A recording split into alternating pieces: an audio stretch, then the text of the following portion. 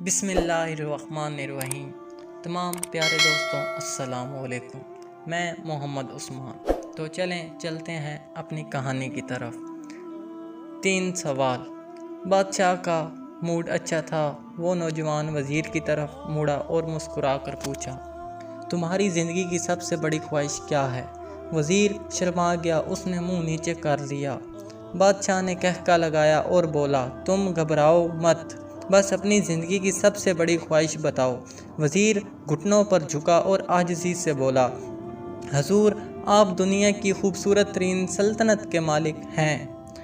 جب بھی یہ سلطنت دیکھتا ہوں تو میرے دل میں خواہش پیدا ہوتی ہے، اگر اس کا 10واں حصہ میرا ہوتا تو میں دنیا کا خوش نصیب ترین شخص ہوتا۔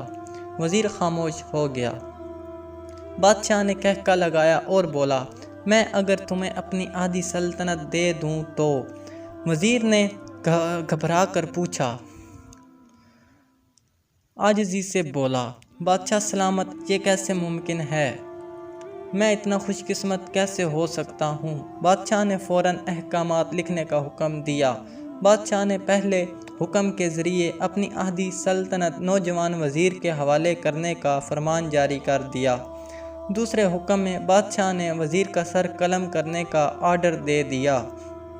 وزیر دونوں احکامات پر حیران رہ گیا۔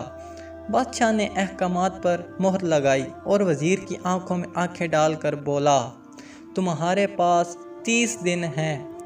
تم نے ان 30 دنوں میں صرف 3 سوالوں کے جواب تلاش کرنا ہے۔ تم کامیاب ہو گئے تو میرا دوسرا حکم منسوخ ہو جائے گا اور تمہیں آدھی سلطنت مل جائے گی، اور اگر تم ناکام ہو گئے تو پہلا حکم خارج سمجھا جائے گا اور دوسرے حکم کے مطابق تمہارا سر اتار دیا جائے گا۔ وزیر کی حیرت پریشانی میں بدل گئی۔ بادشاہ نے اس کے بعد فرمایا، میرے 3 سوال لکھ لو۔ وزیر نے لکھنا شروع کر دیا۔ بادشاہ نے کہا، انسان کی زندگی کی سب سے بڑی سچائی کیا ہے؟ وہ رکا اور بولا، دوسرا سوال، انسان کی زندگی کا سب سے بڑا دھوکہ کیا ہے؟ وہ رکا اور پھر بولا، تیسرا سوال، انسان کی زندگی کی سب سے بڑی کمزوری کیا ہے؟ بادشاہ نے اس کے بعد نکارے پر چوٹ لگوائی اور بآواز بلند فرمایا، تمہارا وقت شروع ہوتا ہے اب سے۔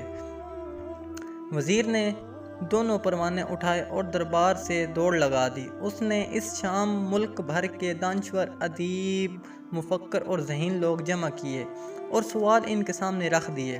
ملک بھر کے دانشور ساری رات بحث کرتے رہے، لیکن وزیر نے دوسرے دن دانشور بڑھا دیے، لیکن نتیجہ وہی نکلا۔ وہ آنے والے دنوں میں لوگ بڑھاتا رہا مگر اسے کوئی تسلی بخش جواب نہ مل سکا، یہاں تک کہ وہ مایوس ہو کر دارالحکومت سے باہر نکل گیا۔ وہ سوال اٹھا کر پورے ملک میں پھرا مگر اسے کوئی تسلی بخش جواب نہ مل سکا۔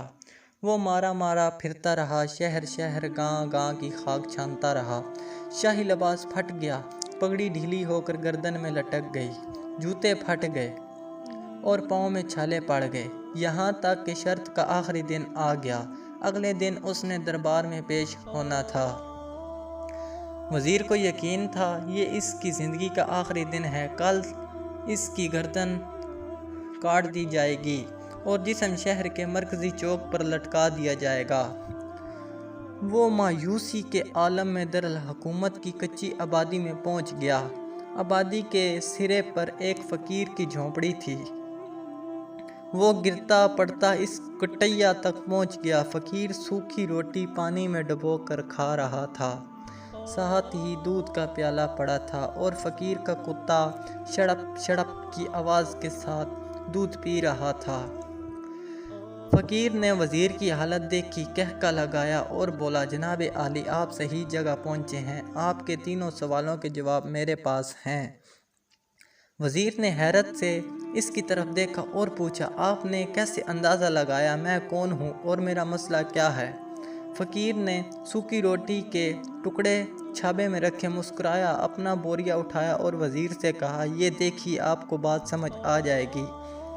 وزیر نے جھک کر دیکھا، بوریے کے نیچے شاہی خلعت بچھی تھی۔ یہ وہ لباس تھا جو بادشاہ اپنے قریب ترین وزیروں کو دیا کرتا تھا۔ فقیر نے کہا جناب عالی، میں بھی اس سلطنت کا وزیر ہوتا تھا، میں نے بھی ایک بار آپ کی طرح بادشاہ سے شرط لگانے کی غلطی کر لی تھی، نتیجہ آپ خود دیکھ لیجئے۔ وزیر نے اس کے بعد سوکھی روٹی کا ٹکڑا اٹھایا اور دوبارہ پانی میں ڈبو کر کھانے لگا۔ وزیر نے دکھی دل سے پوچھا، کیا آپ بھی جواب تلاش نہیں کر سکے تھے؟ فقیر نے کہکا لگایا اور جواب دیا، میرا کیس آپ سے مختلف تھا، میں نے جواب ڈھونڈ لیے تھے، میں نے بادشاہ کو جواب بتائے، آدھی سلطنت کا پروانہ پھاڑا، بادشاہ کو سلام کیا اور اس کٹیا میں آ کر بیٹھ گیا۔ میں اور میرا کتا دونوں مطمئن زندگی گزار رہے ہیں۔ وزیر کی حیرت بڑھ گئی، لیکن یہ سابق وزیر کی حماقت کے تجزیے کا وقت نہیں تھا۔ جواب معلوم کرنے کی گھڑی تھی۔ اس نے فقیر سے پوچھا، کیا آپ مجھے سوالوں کے جواب دے سکتے ہیں؟ فقیر نے ہاں میں گردن ہلا کر جواب دیا، میں پہلے 2 سوالوں کا جواب مفت دوں گا، لیکن تیسرے جواب کے لیے تمہیں قیمت ادا کرنی ہوگی۔ وزیر کے پاس شرط ماننے کے سوا کوئی آپشن نہیں تھا، اس نے فوراً ہاں میں گردن ہلا دی۔ فقیر بولا، دنیا کی سب سے بڑی سچائی موت ہے۔ انسان کوئی بھی ہو، کچھ بھی ہو، وہ اس سچائی سے نہیں بچ سکتا۔ وہ رکا اور بولا، انسان کی زندگی کا سب سے بڑا دھوکہ زندگی ہے۔ ہم میں سے ہر شخص زندگی کو دائمی سمجھ کر اس کے دھوکے میں آ جاتا ہے۔ فقیر کے دونوں جواب ناقابل تردید تھے۔ وزیر سرشار ہو گیا۔ اس نے اب تیسرے جواب کے لیے فقیر سے شرط پوچھی۔ فقیر نے کہکا لگایا، کتے کے سامنے سے دودھ کا پیالہ اٹھایا، وزیر کے ہاتھ میں دیا اور کہا، میں آپ کو تیسرے سوال کا جواب اس وقت تک نہیں دوں گا جب تک آپ یہ دودھ نہیں پیتے۔ وزیر کے ماتھے پر پسینہ آ گیا، اس نے نفرت سے پیالہ زمین پر رکھ دیا، وہ کسی قیمت پر کتے کا جھوٹا دودھ نہیں پینا چاہتا تھا۔ فقیر نے کندھے اچکائے اور کہا، تمہارے پاس اب 2 راستے ہیں، تم انکار کر دو اور شاہی جلاد کل تمہارا سر اتار دے، یا پھر تم یہ آدھ پاؤ دودھ پی جاؤ اور تمہاری جان بھی بچ جائے اور تم آدھی سلطنت کے مالک بھی بن جاؤ، فیصلہ بہرحال تم نے کرنا ہے۔ وزیر، میں پھنس گیا۔ ایک طرف زندگی اور آدھی سلطنت تھی اور دوسری طرف کتے کا جھوٹا دودھ تھا۔ وہ سوچتا رہا۔ وزیر نے پیالہ اٹھایا اور ایک ہی سانس میں دودھ پی گیا۔ فقیر نے کہکا لگایا اور بولا، میرے بچے، انسان کی سب سے بڑی کمزوری غرض ہوتی ہے، یہ اسے کتے کا جھوٹا دودھ تک پینے پر مجبور کر دیتی ہے، اور یہ وہ سچ ہے جس نے مجھے سلطنت کا پروانہ پھاڑ کر اس کٹیا میں بیٹھنے پر مجبور کر دیا تھا۔ میں جان گیا تھا، میں جوں زندگی کے دھوکے میں آؤں گا، میں موت کی سچائی کو فراموش کرتا جاؤں گا، اور میں موت کا جتنا فراموش کرتا رہوں گا، میں اتنا ہی غرض کی دلدل میں دھنسا جاؤں گا، اور مجھے اس دلدل میں سانس لینے کے لیے غرض کا دودھ پینا پڑے گا۔ لہٰذا میرا مشورہ ہے، زندگی کی ان تینوں حقیقتوں کو جان لو، تمہاری زندگی اچھی گزرے گی۔ وزیر نجالت، شرمندگی اور خود ترسی کا تحفہ لے کر فقیر کی کٹیا سے نکلا اور محل کی طرف چل پڑا۔